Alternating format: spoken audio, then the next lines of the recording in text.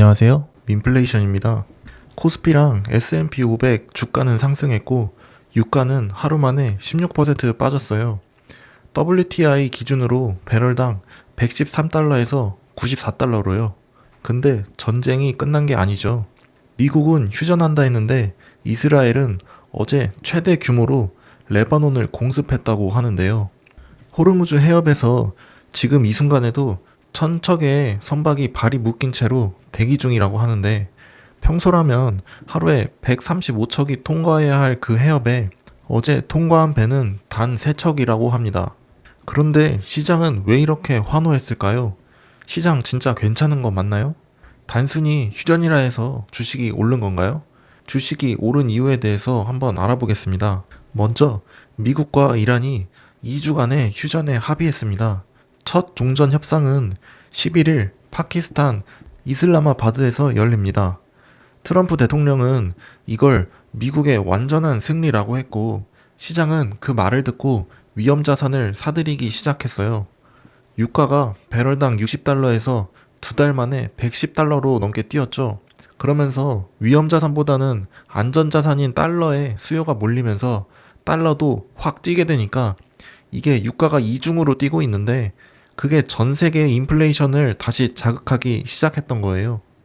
오늘 유가가 급락한 건 기대 때문인데 실제로 해협이 열린 게 아니라 열릴지도 모른다는 기대 하나로 또 시장이 움직인 거죠. 2월 말 전쟁 전으로 되돌아가 보죠. 2월 말의 시장은 골디락스 직전이라고 했는데 골디락스라는 말은 일단 뜨겁지도 차갑지도 않은 상태의 적당한 온도라는 말인데요. 전쟁 전 시장은 금리 인하 기대가 있었죠. 연준이 26년 중 2, 3회 금리를 내릴 것으로 시장은 보고 있었어요. 연말까지 기준금리가 3.25%까지 내려갈 것이라는 전망이 지배적이었고요. 그리고 AI 성장 모멘텀이 23년부터 25년까지 3년 누적 주가 상승률이 67%로 2000년 이후에 가장 강한 강세장이었어요. 이 분위기에 금리 인하 기대가 있으면 시장 분위기는 어떻게 될까요? 26년에도 기대해 볼 만하지 않을까요? 그리고 유가도 67달러였는데 이 정도 가격이면 인플레이션을 자극하지 않는 수준이죠.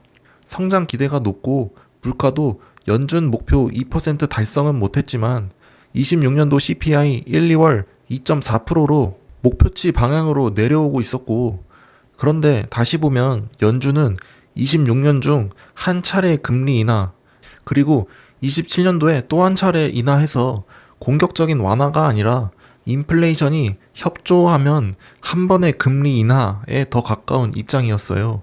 26년 1월 말에 기준금리는 이미 3.5에서 3.75%였고 연준은 인플레이션이 여전히 목표치를 초과하고 있어서 서두르지 않겠다는 신호를 보내고 있었습니다.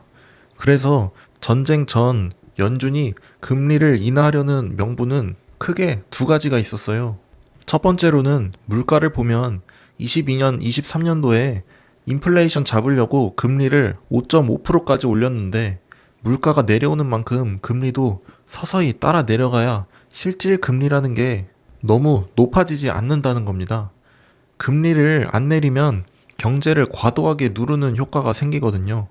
그래서 결국 CPI가 9%에서 2.4%까지 내렸지만 연준의 목표치는 2%다. 아직 조금 남은 거거든요. 여기에 연준이 굉장히 조심스러운 게 힘들게 다이어트를 했는데 그래 오늘 치팅데이다. 치킨, 피자, 떡볶이 먹고 입 터져서 요요 오면 몇 년 동안 다이어트 한 거 다시 다 날리게 되잖아요. 그래서 조심스러운 상태인 거죠. 두 번째로는 연준 내부에서도 인플레이션 목표 2%인데 전쟁 전 CPI가 2.4%였으니까 아직 억제할 필요성도 아직 남아있는 상태인 거죠. 물가가 잡힌 상황이 아닌 거예요. 동시에 고용이 안 좋아질 것이라는 긴장이 존재했었는데요. 26년 1월 전쟁 전에 비농업 고용은 선방했는데 ADP라고 민간 고용은 사실 4만 5천 명을 예상했지만 반밖에 안 나왔어요. 고용이 확 줄은 거죠. 그리고 AI 산업 발전하면서 실제로 일자리가 줄고 있죠. 1월 감원 발표 규모가 거의 11만 명이나 나왔어요.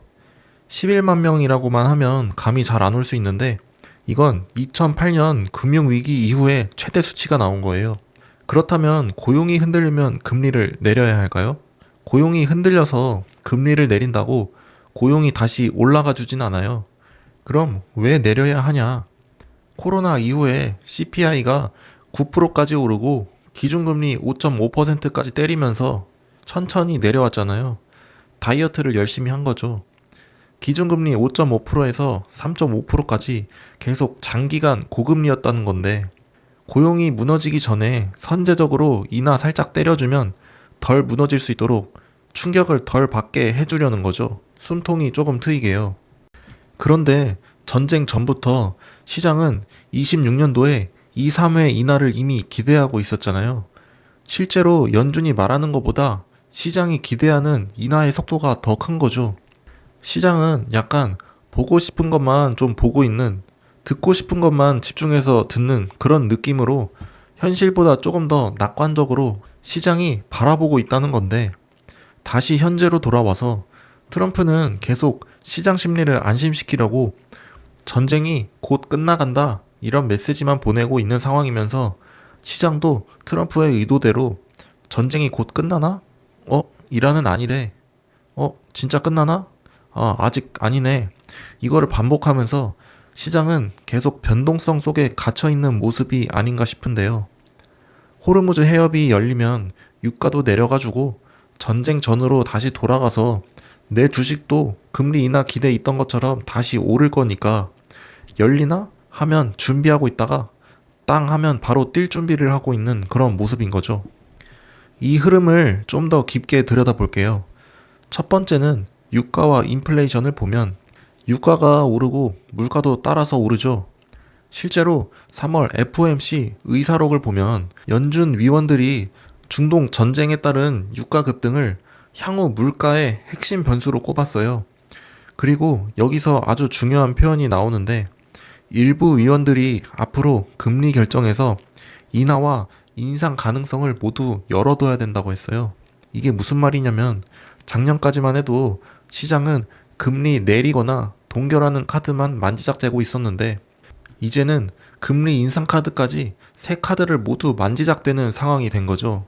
두 번째는 금리와 달러 그리고 자금 흐름을 보면 보통 금리가 내려갈 거라고 기대하면 달러를 팔게 되는데 달러 예금에 돈을 묶어둬도 이자가 별로 없을 테니 더 높은 수익, 위험자산 쪽으로 돈이 흘러가는 건데 반대로 금리가 더 오르면 달러는 더 수요가 많아지면서 강해집니다.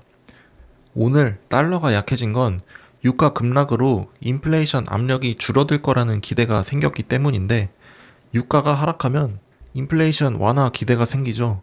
그러면서 금리도 덜 올라도 되겠죠. 그러면서 동시에 달러 약세라는 연결고리가 하루 만에 작동한 겁니다.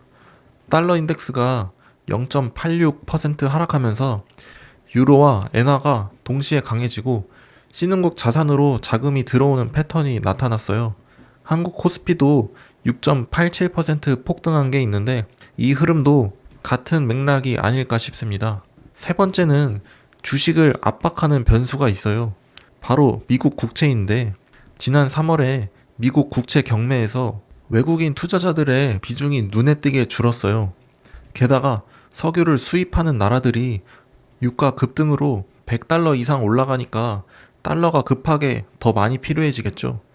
갖고 있던 미국 국채를 팔아서 달러를 마련해야 되는데 국채를 살 사람, 외국인 투자자가 다 같이 빠진 상황인 거죠. 이게 좀 중요한 이유는 미국 국채 수요가 줄면 국채 금리가 오르죠. 금리가 올라가면 기업들의 비용도 높아지고 그러면 주식 밸류에이션에도 압박이 오지 않을까요? 자, 그러면 이걸 하나의 그림으로 연결해 볼게요. 지금 시장이 환호하는 건 사실입니다. 그 휴전 2주 안에 풀어야 할 문제들이 만만치 않은데 일단 호르무즈 해협 문제 하나만 봐도 이란은 휴전 기간에도 통행세를 요구하겠다는 입장이에요. 유조선당 100만 달러에서 200만 달러 수준의 통행료가 붙으면 원유 비용이 배럴당 약 1달러 정도 추가된다는 분석이 있어요. 그리고 설령 해협이 완전히 열린다 해도 손상된 시설 복구를 하고 공급량을 다시 원상복구하는데 최소 1, 2년은 걸린다는 전문가들의 시선이 있어요. 과거 수에즈 운하 사태 때에도 비슷한 상황이었는데 예멘의 후티 무장 세력의 공격으로 수에즈 항로가 막혔을 때 선박들이 정상 항로로 돌아오는데 5개월이나 걸렸대요. 호르무즈는 그보다 훨씬 복잡하니까 최소 1, 2년은 봐야 되지 않을까요? 그러면 이게 시장에 어떤 의미일까요? 지금 시장은 최악의 시나리오에서 조금 더 나은 시나리오로 업그레이드 된 것에 반응한 건데요. 사실 조금 나은 시나리오가 정상과는 좀 거리가 있다는 것도 사실이에요. 프랭클린 템플턴은 이런 상황에서 연율 인플레이션이 최소 3%, 최악의 경우 4%까지 올라갈 거라고 보고 있는데 그렇게 되면 연준은 금리를 내리기는커녕 진짜 올려야 될 수도 있어요. 오늘 시장의 흐름은 한 문장으로 정리해보면 시장은 전쟁이 끝난 것에 반응한 게 아니라 최악이 잠깐 미뤄진 것에 반응했다. 그리고 지금 가장 중요하게 봐야 될 변수는 호르무즈 해협의 실질적인 재개방 속도인데요. 말이 아니라 실제로 유조선이 통과하기 시작하는지 그 숫자가 얼마나 빠르게 다시 그 예전처럼 135척 수준으로 회복하는지를 봐야 되는 거죠. 현재 거시경제적 상황과 시장의 기대는 같은 걸 보면서도 서로 다른 그림을 그리고 있는 모습인데요. 어쩌면 모두의 기대를 꺾어버리는 초대형 악재가 뜬다면 시장은 얼마나 무너질까요? 앞으로의 시장 상황도 계속 지켜보겠습니다. 시청해주셔서 감사합니다.